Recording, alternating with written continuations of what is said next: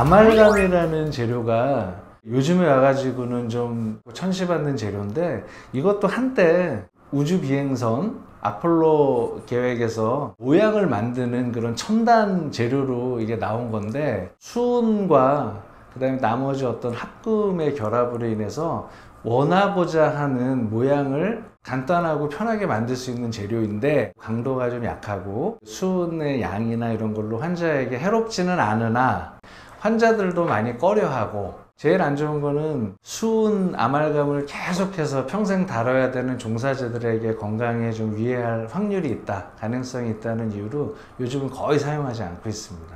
그 대체제로 나온 재료가 이제 레진입니다. 그러니까 레진이라는 재료는 액체 상태의 플라스틱을 충치 모양에 그대로 집어넣은 다음에 빛으로 붙여서 시술을 하면 되기 때문에 굉장히 간단하고 환자분들도 굉장히 좋아하는 그런 재료입니다. 단점이라는 건 뭐냐면, 액화된 레진을 치아 속에서 빛으로 붙이기 때문에 거기서 열이 발생을 하고, 또 굳어지는 과정에서 레진이란 재료가 수축을 하기 때문에 정확한 그 형태가 왜곡되는 경우들이 생겨서 또 그런 단점들이 또 있습니다. 그래서 충치가 범랑질에 한정된 경우, 아니면 넓이나 깊이가 한 1mm 정도 내외인 경우에 레진을 사용하면 좋습니다. 30년 전 그럴 때는 금리가 자랑이었어요. 금리했어. 이렇게 막 자랑하고, 실질적으로 물리적인 성질은 제일 좋습니다. 그래서 이제 금으로 크라운을 하는 경우에 제한적으로 만약에 쓰게 된다면, 가위로 따지면 끝에가 가장 압력이 강하지 않습니까? 그래서 남자분들 중에 좀 저작근이 발달된 분들, 그런 분들 경우에는 최후방 구치 안에서 금리를 좀 권해드리고요. 그 앞쪽으로 금리는 요즘은 의사들이 권해도 하는 경우가 거의 없습니다. 재료가 단단하면 상대방 치아에 대해서 마모를 일으키고, 그 재료를 둘러싼 치아의 벽에 영향을 줍니다. 옆에 벽이 깨지거나 떨어지는 경우들이 꽤 많습니다. 그래서 이제 요즘 많이 퇴조되는 상황이고, 지르코니아 재료의 경우는 보석류로 사용을 하다가 물성이 치아와 잘 맞고, 그 다음에 잇몸하고 좀 친화적이라는 얘기가 있어서 심미적으로 많이 사용되는 재료 중에 하나입니다. 도자기로 만든 그 크라운은 웃을 때 그 잇몸 색깔이 죽어서 보이는 경우도 많고, 요것은 컴퓨터로 깎아내고 제작하기 때문에 기공 과정이 조금 더 단순화되고 정밀해지는 장점이 좀 있습니다. 굳이 또 단점을 하자면, 치아 삭제량이 또 조금 늘어나는 거. 치아 삭제량이 늘어나야 그 강도가 유지가 되고 모양이 자연스럽고 예쁘게 나올 수가 있어서, 그런 또 단점이 있는데, 이제 그런 것들은 어떤 접착제나 과민 처치제 같은 것을 발라가지고 좀 극복하는 경우가 많습니다.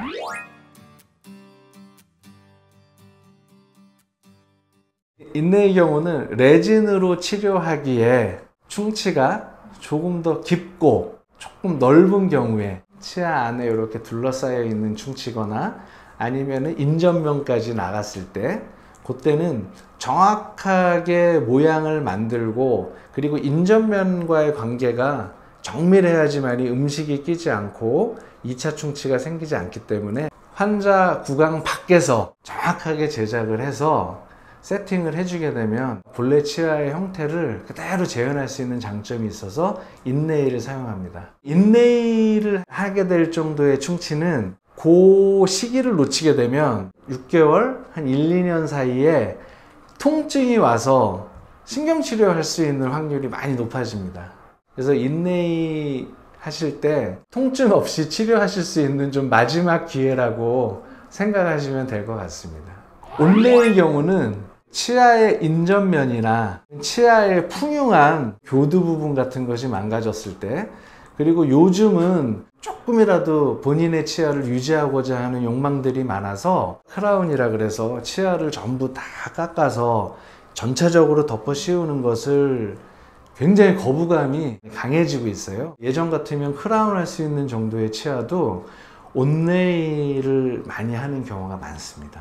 인레이하고 온레이 때문에 항의하는 경우도 많습니다. 그러니까 왜냐하면 인레이보다 온레이가 좀 또 비싸거든요. 환자분들은 이거 똑같이 이렇게 보면 거의 비슷한데 왜 이거는 인레이라고 하고 이거는 왜 온레이라고 하냐고 해서, 재료도 똑같고 모든 게 다 똑같은데 제작하고 하는데 기술이 들어가는데, 아직까지 이제 우리 사회가 시술의 어려움에 대해서는 덜 인정하는 이제 그런 분위기가 있는 거죠.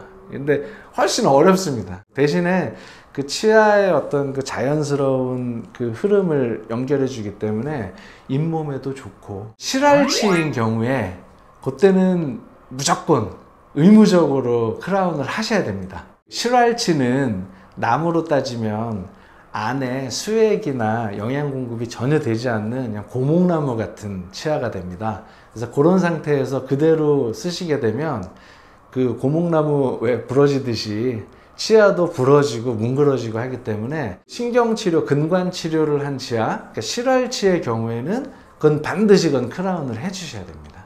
환자분들은 평생 쓰시기를 항상 늘 바라시고, 10년 정도는 써야 되지 않냐. 치아의 상태가 어느 정도 건강성을 유지한 상태에서 치료를 하게 되면 수명이 오래 가고, 치아 자체가 많이 상한 상태에서 치료를 하게 되면 수명이 아무래도 반비례해서 짧아지고, 인레이의 수명이나 보철물의 수명은 관리에 많이 좌우됩니다. 특히 인레이 같은 경우에는 1년에 한 번 정도, 아니면 정 바쁘셔도 2년에 한 번 정도씩 오셔서 체크를 하시면 그 부분에 살짝 2차 충치가 있는 경우에는 인레이를 뜯어내지 않고 레진 정도로 해서 고기를 이렇게 수리해 드릴 수가 있거든요.